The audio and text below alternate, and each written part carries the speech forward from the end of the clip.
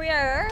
We've planted about 50,000 trees so far this week, and we got our next load of little trees that just showed up, so we're gonna unload this. There's another 50,000 little spruce trees to be planted. Planters are gonna start going in that patch.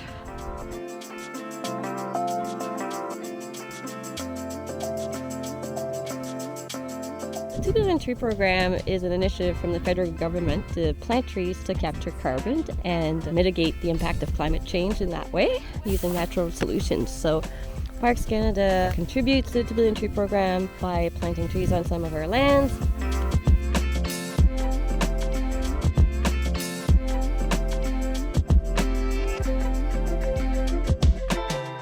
This morning we're after collecting some American larch or tamarack. You can see my colleague in the background here with the pole pruner. All right, let's have a look.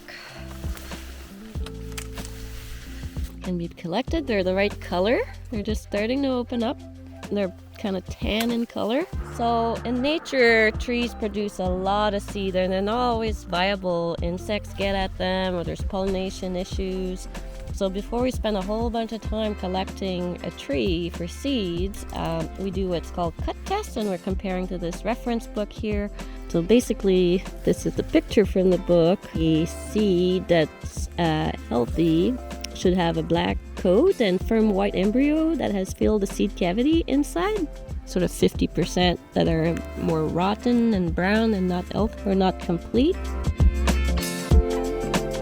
The balsam fir cones are really sappy. They're very gummy. They're difficult to work with.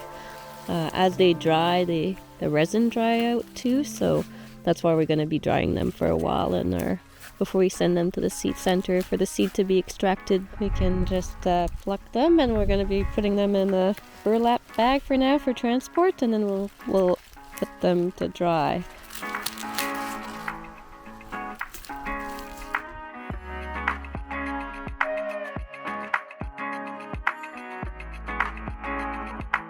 Here in Breton Highlands, we have habitat that has been impacted by spruce budworm epidemic in the 70s and 80s. When that happens, we had moose population that sort of exploded due to the abundance of food that created. Then just kind of browse the trees to the point that where it should be mature balsam fir and spruce forest by this time, what we're seeing instead is this vast land that have kind of turned in what we call the moose savanna. At the same time as we're planting trees to capture carbon, we're using it to actually restore habitat, which is super essential habitat to some species at risk like the lynx and the American marten, the bignell thrush. This is what we're doing here, replanting the boreal plateau in the Cape Breton Highlands.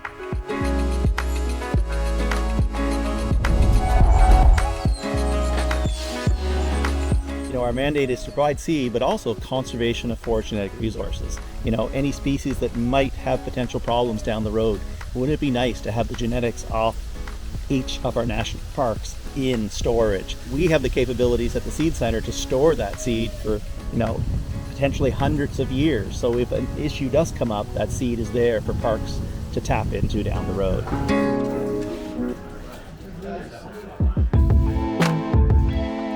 So I'm now at the Tree Seed Center where we're doing a training session with some different parks folks from different parks, and they're showing us what they do when the seeds get to their location. All the steps that they have to do to dry them and separate them and have a clean seed ready for storage.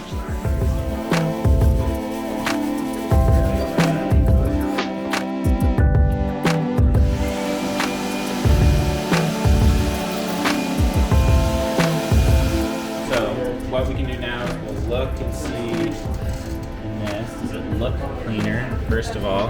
And it does, right? Yeah. And we can see the lighter material go.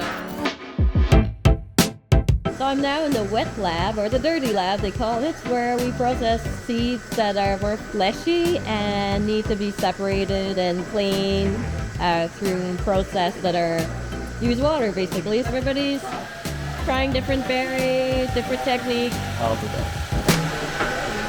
I got my own mountain ash here that I pick the berries and I put them in just a food processor with a plastic plate and kind of separating the flesh from the fruit. We are now washing, rinsing, sipping